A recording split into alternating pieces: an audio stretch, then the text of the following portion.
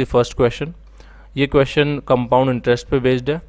तो इस क्वेश्चन में देखिए क्या पूछ रहा है, if a sum of money triples in 4 years, मतलब बोल रहा है कि अगर कोई आपके पास अमाउंट है वो 3 गुना हो जाता है 4 साल में, तो then in how many years will that amount become 27 times at the same interest rate. तो देखिए ये एक टाइप ऑफ क्वेश्चन है जो काफ़ी ज़्यादा पूछा जाता है एग्जाम में। तो ठीक है, तो सबसे पहले आपको क्या करना है, सबसे पहले देखिए आपको बेसिक्स आपके अच्छे होने चाहिए। बेसिक्स का मतलब है आपको फॉर्मूला किसी का भी नहीं भूलना। बेसिक्स का मतलब सीधा सा है, अगर आप फॉर्मूला भूल गए तो मतलब आपका क्वेश्चन यहाँ पे गलत होने वाला है। शॉर्ट ट्रिक से कभी भी क्वेश्चन सॉल्व नहीं होते। शॉर्ट ट्रिक बस आपको तब काम कर सकते हैं जब आपके बेसिक्स स्ट्रांग होंगे। अगर आप केवल शॉर्ट ट्रिक्स के भरोसे जाएंगे तो आप वहाँ पे बहुत ज़्यादा चांसेस है कि उसको भूल जाएंगे और फिर वो क्वेश्चन आपसे सॉल्व ही नहीं होगा। तो आपको सबसे पहले तो फॉर्मूला पता होना चाहिए। तो जैसे यहाँ पे अगर मैं मिश्रित, जिसको मिश्रधन बोलते हैं, ठीक है, उसको ए से डिनोट कर रहा हूँ, तो उसका फॉर्मूला क्या होगा, ठीक है, पी होगा, फिर 1 प्लस आर अपॉन 100, ठीक है, उसकी पावर टी होगा। ठीक है, तो ये आपका फॉर्मूला होता है। अब यहाँ पे क्या बोला जा रहा है कि आपकी जो है, सबसे पहले तो बोल रहा है if a sum of money triples in 4 years, ठीक है। तो अगर मैं टी की वैल्यू यहाँ पे 4 कर देता हूँ, ठीक है, टी की वैल्यू मैंने 4 कर दी, और ये पी है, ठीक है, यहाँ पे पी को पी रहने दिया, और ए जो है ये क्या ट्रिपल हो जाता है, तो क्या हो जाएगा हमारे पास इक्वेशन आ जाएगी 3p equal to P 1 plus R upon 100 और इसकी पावर 4। ठीक है, ये हो गया। अब यहाँ से p से हम p काट सकते हैं, तो अब हो जाएगा 3 equal to 1 plus R upon 100 की पावर 4 हो जाएगा। अब ये बोल रहे हैं 27 टाइम्स अगर अमाउंट हो जाता है, तो अगर मुझे इस 3 को 27 बनाना है तो आपको क्या करना पड़ेगा, इस 3 का क्यूब करना पड़ेगा। ठीक है, अगर मैं इस 3 का क्यूब कर दूं तो यहाँ पे 27 बन जाएगा, लेकिन अगर मैंने इधर क्यूब किया तो उधर भी क्यूब करना पड़ेगा। तो अगर 4 का क्यूब करूँगा तो क्या आ जाएगा, 12 आ जाएगा। ठीक है, तो ये इक्वेशन कुछ इस तरह बन जाएगी 1 प्लस आर अपॉन 100 और इसकी पावर फिर हो जाएगा 12। ठीक है, इसकी पावर कितना हो जाएगा, इसकी पावर हो जाएगा 12। तो यहाँ पे जो सही उत्तर हो जाएगा वो हो जाएगा, अगर ये 27 टाइम्स हो जाता है मनी, तो यहाँ पे जो टाइम पीरियड होगा वो हो जाएगा 12। तो इजी क्वेश्चन था, आपको फॉर्मूला अगर याद हो तो इक्वेशन आराम से हो जाएगा। ठीक है, मैं सॉल्यूशन आप आसानी से देख सको, इसको एक 1 सेकेंड इसको इरेज कर देता हूँ। ठीक है, सॉल्यूशन आप आसानी से देख सको ताकि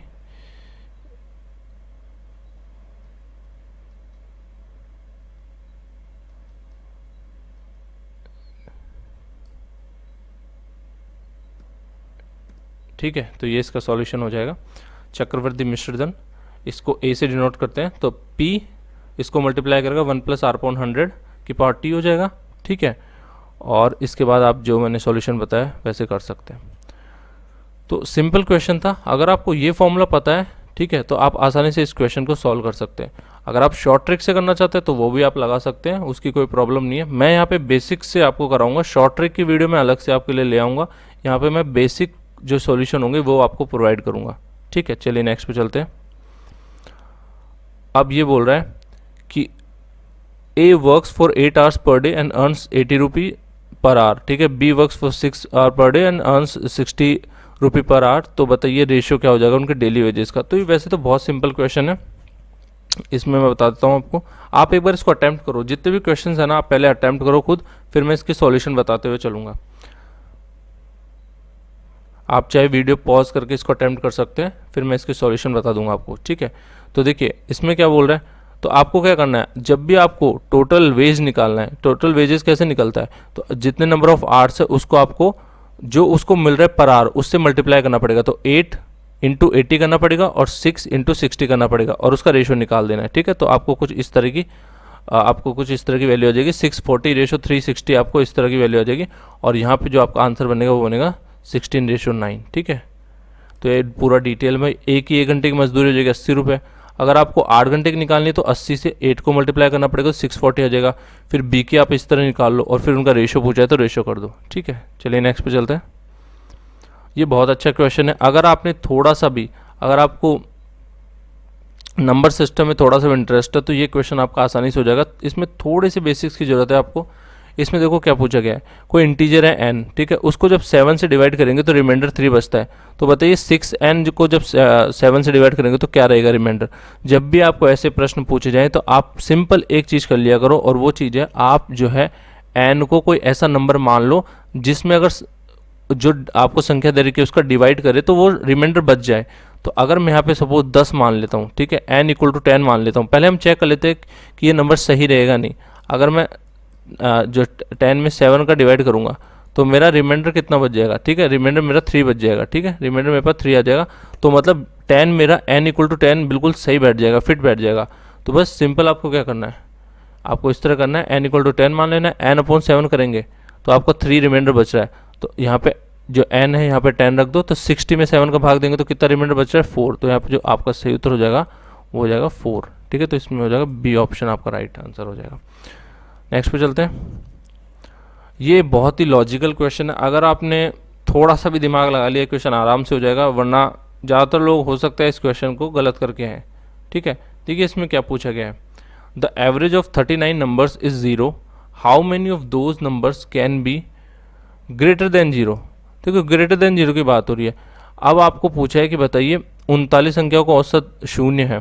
तो सबसे पहली चीज़ आपको इसमें इन्होंने कोई लिमिट नहीं दे रखी कि संख्याएं कहाँ से कहाँ तक हो सकती है, ठीक है।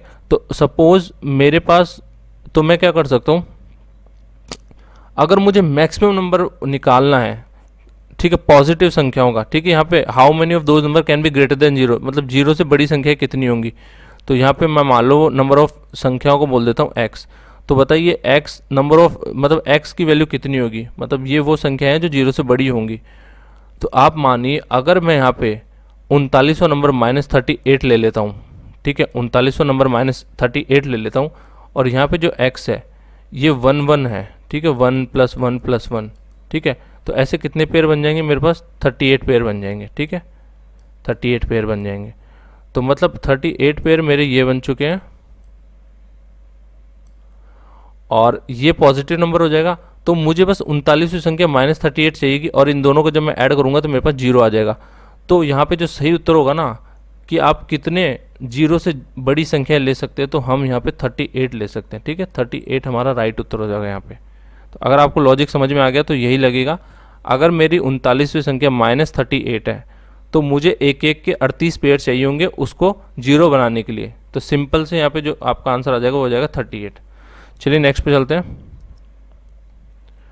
ठीक है, नेक्स्ट क्या बोल रहा है, ABCD एक चक्रीय चतुर्भुज है जिसमें AB इस पर बने वृत्त का व्यास है, ठीक है। तो बताइए कोण BAC बराबर। तो मैं सबसे पहले आपको डायग्राम बताता हूँ, इसको आप एक बार खुद से अटेम्प्ट करने की कोशिश करो, ठीक है। तो देखिए इसमें डायग्राम कुछ इस तरह बनेगा, ये आपको दिख रहा है ABCD। अब देखिए यहाँ पे आपको फॉर्मूला, मतलब यहाँ पे आपको पता होनी चाहिए कंडीशन कैसे बनती है। या अगर मैं मान लो मेरे पास सर्कल है, उसके अंदर मैंने एक साइक्लिक क्वाड्रिलेटरल बनाया, तो उसमें क्या क्या कंडीशन अप्लाई होती है, ठीक है। तो सबसे पहले तो यहाँ पे सीधी सी बात है,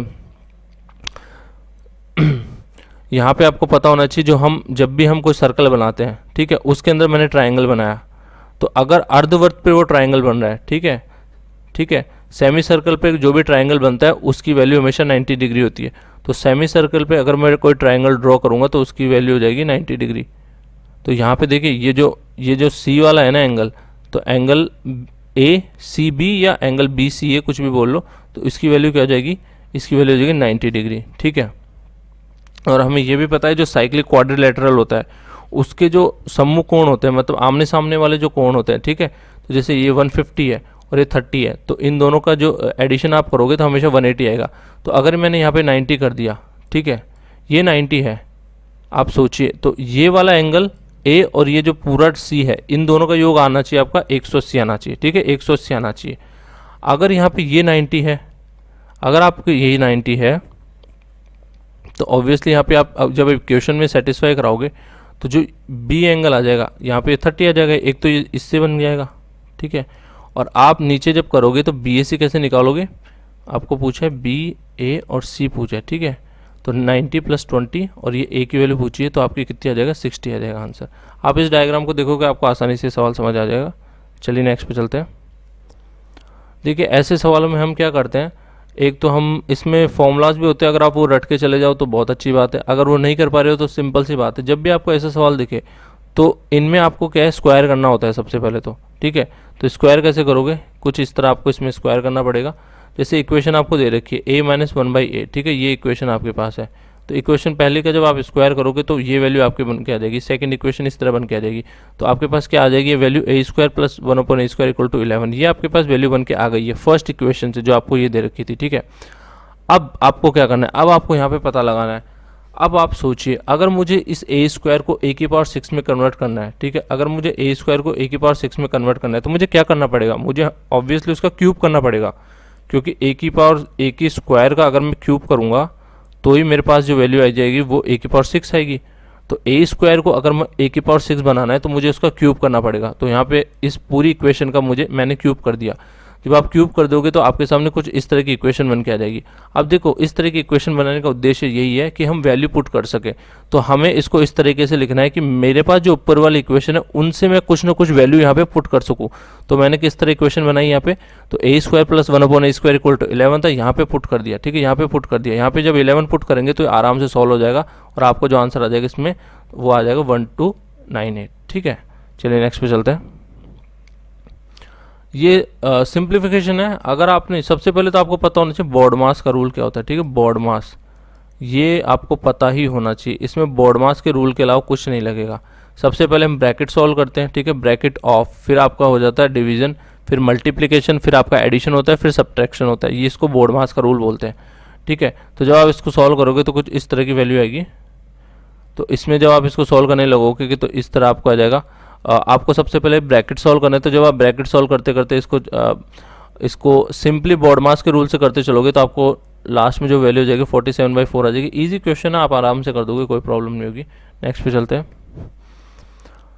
ओके, सेम मैंने आपको पहले बता दिया। इसमें इन क्वेश्चंस में क्या करना होता है, आपको सबसे पहले तो आपको, अगर आपके पास फॉर्मूला रटा हुआ है तो आप उसका यूज़ कर लो, ठीक है, नहीं है तो आपको इसमें या तो स्क्वायर करना पड़ेगा या क्यूब करना पड़ेगा। कुछ इस तरह का आपको इस इक्वेशन को बनाना पड़ेगा कि वैल्यू पुट कर सको। सिंपल सी बात है, वैल्यू पुट कर सको, कुछ इस तरह आपको इस इक्वेशन को बनाना है। तो देखिए, जब भी इस तरह की कंडीशन आ जाएगी, ये एक फॉर्मूला मैंने यहाँ पे आपको ऑलरेडी दिखा दिया। ये फॉर्मूला अगर आपको रटा हुआ है तो आप आराम से इसको कर सकते हैं।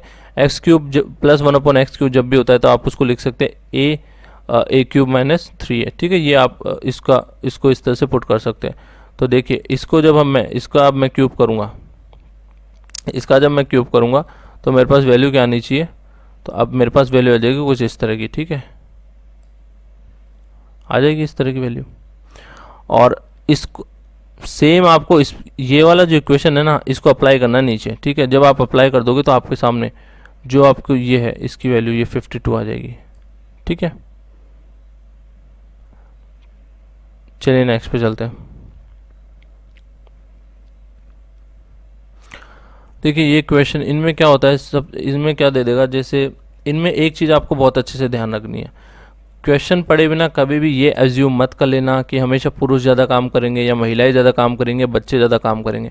हो सकता है किसी प्रश्न में आपको ऐसा दे दे, मान लीजिए कोई प्रश्न जिसमें ये दे दे कि पुरुष जो है वो काम 2 दिन में करता है, बच्चे जो है वो काम 1 दिन में कर लेते हैं, मतलब बच्चों की एफिशिएंसी ज़्यादा हो गई। जनरली क्या होता है, हम ये मान के एज्यूम करके चलते हैं कि जो पुरुषों की है वो एफिशिएंसी हमेशा ज़्यादा होती है। 99% केसेज में आपको ऐसा ही देखने को मिलेगा क्वेश्चन में। लेकिन आपको जनरलाइज नहीं करना है, आपको पहले क्वेश्चन अच्छे से पढ़ना है। अगर वहाँ पे गलती से भी महिलाओं की एफिशिएंसी या बच्चों की एफिशिएंसी ज़्यादा दे दी और आपने पुरुषों की एफिशिएंसी ज़्यादा मान ली तो फिर आपका सवाल गलत होना तय है। तो देख लेते हैं इसमें क्वेश्चन क्या बोल रहा है। 3 men, 4 women and 6 boys together complete a work in 5 days। मतलब 3 बच्चे हैं आपके पास, 4 महिलाएं हैं, 6 लड़के हैं और मिलकर किसी काम को 5 दिन में पूरा कर रहे हैं।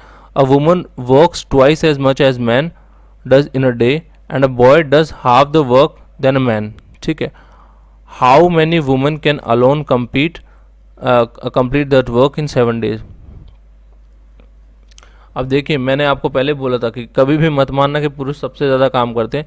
यहाँ पे साफ दे रखा है कि एक पुरुष से महिला दुगना काम करती है, ठीक है। तो अगर आपने गलती से ये नोशन दिमाग में रख लिया कि पुरुष ज़्यादा काम करते हैं, हमेशा ही क्वेश्चंस में ऐसा ही आता है, तो फिर आपका ये सवाल तो गलत होने वाला है, ठीक है। तो इसका सोल्यूशन आपको कुछ इस तरह मिल जाएगा।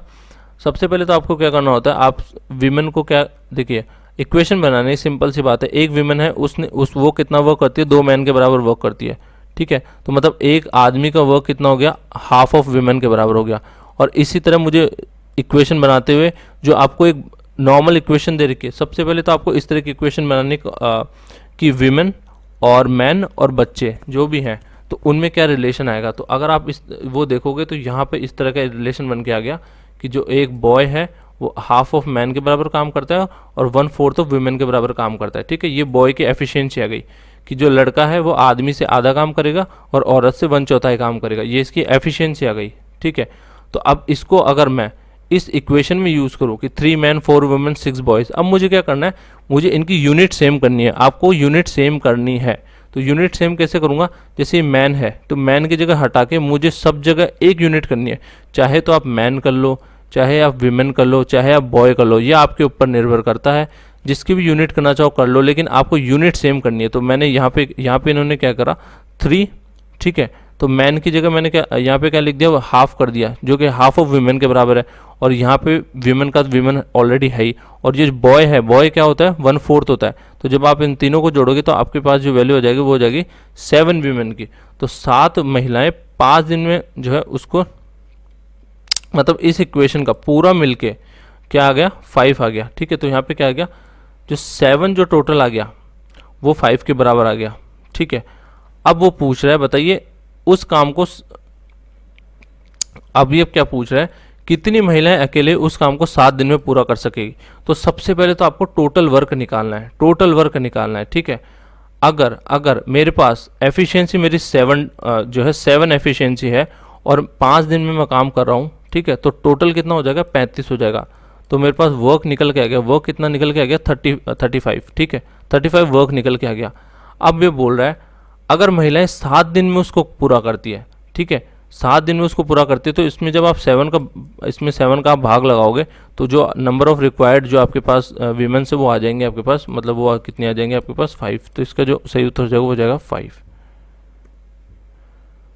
ओके, देखिए इसमें आपको स्फीयर की वॉल्यूम का अगर आपके पास आपको फॉर्मूला पता है तो आप इसको कर पाओगे, अगर आपको फॉर्मूला नहीं याद होगा तो आप इस सवाल को बिल्कुल भी नहीं कर पाओगे।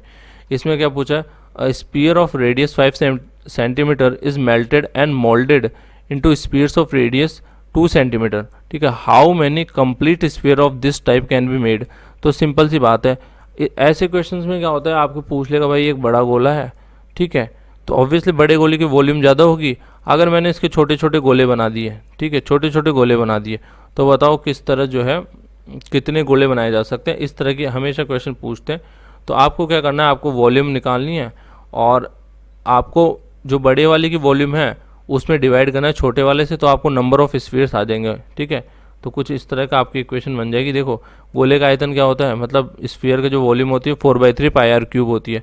तो सबसे पहले आपको क्या करना है, तो जो बड़ा गोला है उसका आयतन, उसकी रेडियस को r1 मान लेंगे और छोटे वाले को r2 मान लेंगे। जब आप इसको सॉल्व करोगे तो कुछ इस तरह आ जाएगा। r1 क्या है यहाँ पे 5 है, तो 5 की क्यूब अपॉन r2 2 का क्यूब आ जाएगा, तो आपके पास कितने आ जाएंगे 15.62। तो ऑलमोस्ट इतने आ जाएंगे। यहाँ पे आपको ऑलमोस्ट लगाना है, ठीक है, ऑलमोस्ट लगाना है। तो इस तरह के जब आप लगाओगे तो यहाँ पे देखो, अब यहाँ पे आप यहाँ कंफ्यूज हो सकते हो कि, तो दोस्तों यहाँ पे जो आपका आंसर हो जाएगा वो हो जाएगा 15। यहाँ पे आपको 16 नहीं करना, ठीक है। यहाँ पे देखो 15 और 16 दोनों ऑप्शन दे रखे हैं।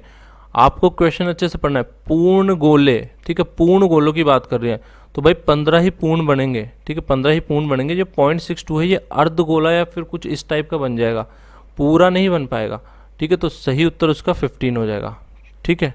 चलिए आगे चलते हैं। तो नेक्स्ट क्वेश्चन क्या बोल रहा है, ये आपका है प्रॉफिट एंड लॉस का, बहुत इंपॉर्टेंट टॉपिक होता है। देखिए परसेंटेज आपका प्रॉफिट एंड लॉस, ठीक है, प्रॉफिट एंड लॉस, और आपका एक आपका जो है इंटरेस्ट, ठीक है, और इसके अलावा एक आपका टॉपिक है टाइम और डिस्टेंस, ठीक है, और एक आपका टॉपिक है टाइम एंड वर्क। ये 5 टॉपिक अगर आपने अच्छे से कर लिए ना तो समझ के चलिए आप वहाँ आराम से 12 से 13 क्वेश्चन तो आराम से अटैम्प्ट कर दोगे, कोई दिक्कत नहीं होगी। तो 12-13 नंबर आपकी मुट्ठी में, अगर आपने ये 5 टॉपिक भी अच्छे से कर लिए तो, क्योंकि इनमें से ही अराउंड 12 to 13 क्वेश्चन मिल जाएंगे आपको, ठीक है। तो मैक्सिमम इन्हीं का रहता है, ये सबसे इंपॉर्टेंट टॉपिक है। 5 जो आपके जूनियर असिस्टेंट और कमर्शियल असिस्टेंट के लिए रहेंगे। ठीक है, तो ये 5 टॉपिक आपको बहुत अच्छे से करने हैं। Profit and loss, percentage, interest, time and distance and time and work, ये 5 टॉपिक बहुत इंपॉर्टेंट है, बहुत अच्छे से करके जाने हैं आपको। तो आप 12 से 13 आराम से कर पाओगे वहाँ पे। इसके अलावा जो बहुत सारे टॉपिक्स हैं उनमें से फिर क्वेश्चन आएंगे, तो कम से कम आप ये जो इन टॉपिक्स को स्ट्रॉन्ग करो ताकि आप वहाँ पे मैक्सिमम मार्क्स गेन कर सको। ठीक है, तो चलिए क्वेश्चन देख लेते हैं। एक वस्तु की कीमत 40,000 है। ठीक है, 40,000 है उसकी कीमत। अब एक खुदरा व्यापारी पहली, देखो उसमें दे रखा है कि आपको 62.5% पे तो 10% की छूट मिलती है। देखिए, तो अगर ऐसा क्वेश्चन आ जाए तो सबसे पहले आपको क्या करना पड़ेगा, आपको अपने पैसे को स्प्लिट करना पड़ेगा। वो बोल रहा है कि अगर 40,000 के 62.5% पे कोई अमाउंट आता है, कोई अमाउंट आएगा, जैसे 40,000 का 62.5 जब निकालोगे तो एक अमाउंट आएगा, उस अमाउंट पे 10% की छूट देगा और जो बचा हुआ अमाउंट है उस पे 4% की छूट देगा। तो आपके सामने कुछ इस तरह की इक्वेशन आ जाएगी। ठीक है, 40,000 का जब आप 62.5% निकालोगे तो आपके सामने 25,000 आ जाएगा। तो 25,000 पे तो आपको 10% डिस्काउंट मिल रहा है। फिर बचे कितने, 25, अगर आप 40 में से 25 घटाओगे तो आपके पास 15,000 बचेंगे। तो शेष कीमत जो 15,000 है उस पर 4% की छूट दे रहा है, तो 15,000 इंटू 4/100 कर देंगे अपन। आपको जो है लॉस तो निकालना आता होगा ना, तो प्रॉफिट लॉस, ये बेसिक है प्रॉफिट लॉस। जब भी अगर हानि की बात कर देगा, ठीक है, हानि या लाभ की बात कर देगा, तो यहाँ पे सीधा सीधा पूछ रहा है कि टोटल छूट निकालनी है मुझे। तो 25,000 पे जो मतलब 62.5% 25,000 हो गया, उस पे उसका 10% निकालेंगे और 15,000 का 4%, तो टोटल हो जाएगा 3100। अब टोटल छूट निकलेगी आपके टोटल अमाउंट पे। ठीक है, तो टोटल अमाउंट आपका 40,000 है, तो जब आप इसको सॉल्व करोगे तो 7.75 आपका आंसर आ जाएगा। ठीक है, तो 7.75% इसका आंसर आ जाएगा। नेक्स्ट पे चलते हैं। ये क्रमिक छूट जो होती है, ठीक है, क्रमिक छूट कैसे निकालते हैं आपको पता ही होगा, बहुत सिंपल होता है। या तो आप डायरेक्ट फॉर्मूला अप्लाई कर दो। ठीक है, ये डायरेक्ट फॉर्मूला है, आप सीधा फॉर्मूला अप्लाई कर दो, इसमें कोई दिक्कत नहीं है। ठीक है, जो आपका क्रमिक छूट होती है, ठीक है, वो कैसे निकालते हैं, इसका सक्सेसिव डिस्काउंट एक फॉर्मूला होता है x+y - x/100। ठीक है, तो आपको सिंपल ये अप्लाई करना है। तो ये 2 वेरिएबल्स पे अप्लाई होगा सबसे पहले तो। ठीक है, 2 वेरिएबल्स के लिए है, तो 2 वेरिएबल हम सबसे पहले कोई से भी 2 वेरिएबल ले लेते हैं। तो 20 और 10 ले लिया मैंने। ठीक है, तो x को मैंने जो है 20 मान लिया और जो है y को 10 मान लिया। ठीक है, तो x 20 हो गया, y 10 हो गया।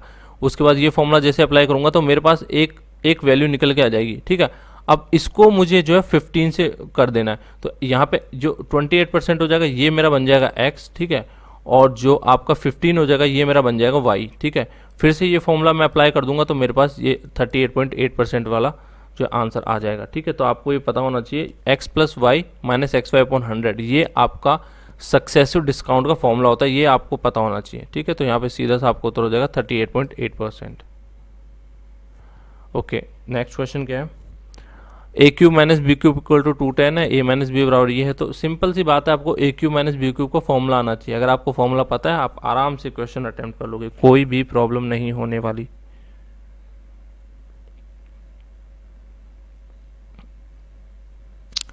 तो चलिए सोचिए तो एक बार फॉर्मूला क्या होता है।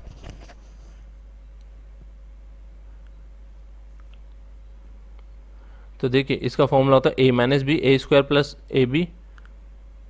ठीक है, A² + AB + B² होता है, ये AQ - BQ का फॉर्मूला होता है। सिंपल आपको फॉर्मूला अप्लाई करना है, आपके पास लास्ट में जो फाइनल आंसर आ जाएगा 42 आ जाएगा। सिंपल फॉर्मूला पे बेस्ड क्वेश्चन था। फॉर्मूला बेस्ड क्वेश्चन भी वहाँ पे आते हैं, तो प्लीज़ इसका ध्यान रखिएगा। ये अलजेब्रा का क्वेश्चन है, अलजेब्रा में ज़्यादातर क्वेश्चन फॉर्मूला बेस्ड ही आएंगे, तो आपको फॉर्मूला सारे पता होना चाहिए कि AQ - BQ क्या होता है, एक आपका AQ + BQ क्या होता है। ठीक है, और एक आपको हो जाएगा A + B का होल क्यूब क्या होता है, A + B का होल स्क्वायर क्या होता है। ये सारे फॉर्मूलाज आपको पता होने चाहिए अलजेब्रा के अंदर। ठीक है, तो बहुत इंपॉर्टेंट है, आपको फॉर्मूला नहीं पता होगा तो आपको ये करने में बहुत प्रॉब्लम आ जाएगी।